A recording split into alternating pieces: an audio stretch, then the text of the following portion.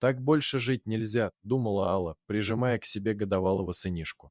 Заснула она только под утро. Вечером Борис опять пришел поздно и опять пьяный. Всю ночь были семейные разборки, муж угомонился только в 4 утра.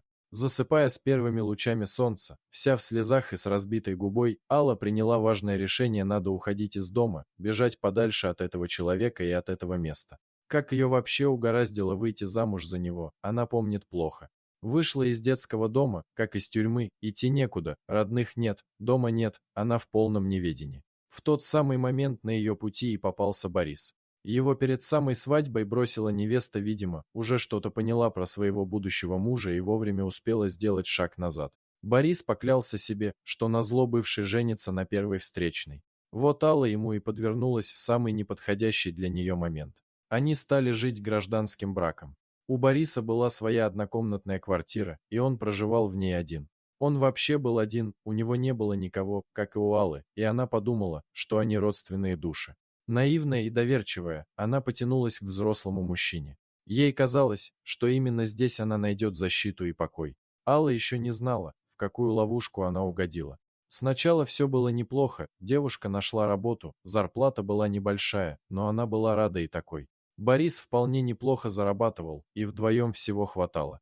Девушка решила, что ей повезло, и она вытащила счастливый билет. Первое время Борис был заботливым и внимательным, видимо, держался из последних сил, но он превращался в монстра, когда в его организм попадала хоть капля алкоголя.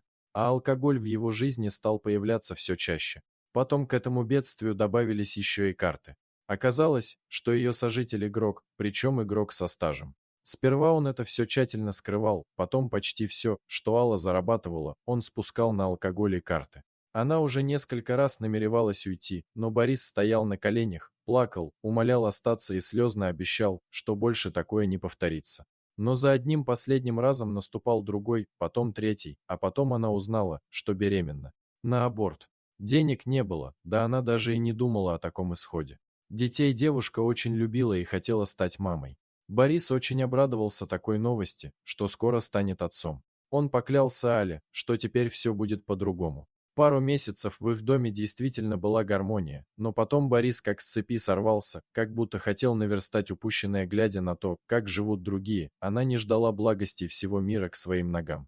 И если до рождения сына Борис никогда не поднимал на нее руку, то с рождением малыша он стал ее бить и находил для этого любые предлоги, как будто вымещал на ней злость за все свои неудачи. Алла лежала в постели с закрытыми глазами и вспоминала слова Бориса, которые он сказал ей накануне вечером, что сегодня он проиграл ее в карты какому-то мужику, которого видел в первый раз. Так что собирай вещи, из завтрашнего дня ты чужая жена, вечером за тобой придут. Она не могла поверить в такое. Уточнять, что будет с их сыном, она даже не попыталась, потому что для нее уже было все ясно: завтра их с Мишуткой здесь не будет. Утром ее разбудил грохот бутылок и крик мужа: «Ты плохая хозяйка! Ты плохая мать!» Правда, найдя остатки алкоголя, он немного подлечился и снова завалился спать. Малыш начал капризничать, и Алла, взяв ребенка на руки, вышла из квартиры и захлопнула за собой дверь. Что же делать теперь? Возвращаться нельзя. Купив пирожок и молоко, они позавтракали в парке. Мысль уехать за город не покидали ее, и она решилась. Сев в электричку, выбрав конечную станцию, они уехали из города. Она выбрала именно эту станцию, потому что ее название ей казалось каким-то знакомым. Где-то она уже слышала это необычное слово «особь». Ей вдруг показалось, что она знает его очень давно, еще с детства. А может, это как-то связано с ее семьей, ведь она ничего не знает о себе: кто она, откуда, почему оказалась в детском доме. Она не знает никого из родных и даже близких. В ее деле написано «сирота-подкидыш». Приехав на станцию уже после обеда, девушка не знала, что делать дальше. Пройдя по перрону между торгующими овощами и фруктами женщин, она уже думала возвращаться обратно в город. «Ты расскажи, девонька, что ты ищешь на станции? Может, жилье снять хочешь?» — спросила одна из женщин. «Хочу», — уверенно ответила Алла, хотя денег у нее было очень мало. «Так живет у нас Матрена на хуторе, недорого берет с постояльцев. Здесь недалеко, километра 3, и женщина махнула рукой в сторону леса. Иди, не бойся, тут недалеко, найдешь старый домик». Алла подхватила сына и хотела что-то расспросить у этой женщины, только ее уже не было. Оглянувшись по сторонам, девушка немного замешкалась. Ее пугала незнакомая дорога, уходящая в лес. Немного подумав, Алла с Мишуткой на руках решилась идти. На краю леса дорога перешла в узкую тропинку, еле заметную в траве. Лес встретил их прохладой, щебетом лесных птиц и запахом цветущих растений. Дорога была приятной и нетрудной. Мишутка на руках у мамы уснул сладким сном. В какой-то момент тропинка раздвоилась, и Алла не знала, куда идти. Пошла направо, даже сама не зная, почему. Она уже шла примерно час, а лес все не заканчивался, и хутора не было видно, да и тропинки тоже. Руки онемели от тяжести.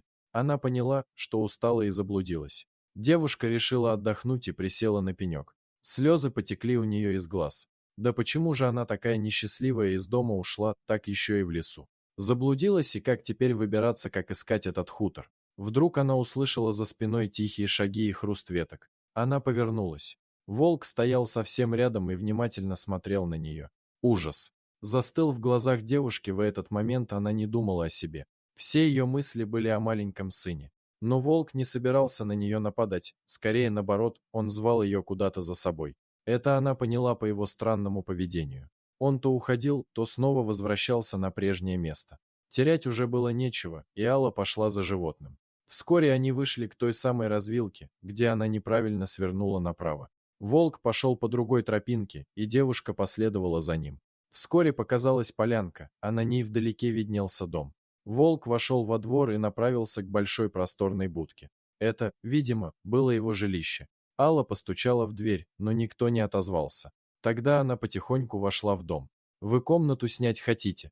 Она услышала за спиной приятный женский голос и повернулась. Женщина качнулась и чуть не упала в обморок, но вовремя схватилась за дверной косяк. «Галочка, детка сама вернулась в родной дом. Как ты нашла дорогу? Вы меня знаете?» – удивилась Алла. «Меня волк сюда привел, а я в лесу заблудилась. А это кто?» И она показала на фотографию на стене. Через час она уже знала о себе все. В 90-е ее отец встал на пути какого-то очень влиятельного человека, и тот пообещал жестоко отомстить его семье. Девочку выкрали, а отца убили. Мама ее не вынесла такого горя и наложила на себя руки.